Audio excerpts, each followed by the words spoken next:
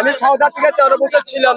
থাকার পরে আমি নোটিশটা পাইয়া বিআরএস বলে আমি কাগজ জমা দিয়েছি সেপ্টেম্বর 10 তারিখে, সেপ্টেম্বর 9 তারিখ, 1 বছর হয়ে গেছে।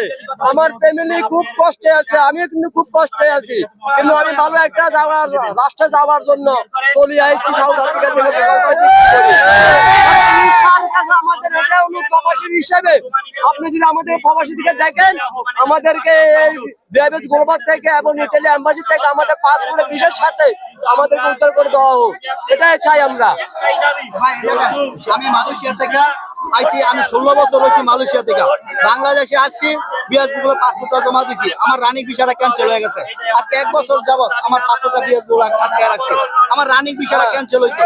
এখন আমি মালয়েশিয়াও যাইতে পারতাছি না, ইটালিও যাইতে পারতাছি না। আমি এখন যে পরিস্থিতিতে আছি, না খাওয়ার মতো আছি, এই ইটালি যাওয়ার উদ্দেশ্যে রওনা দেওয়ার জন্য। এখন আমার বিআরএস গুলো বাংলাদেশ ইটালি এম্বাসি আমার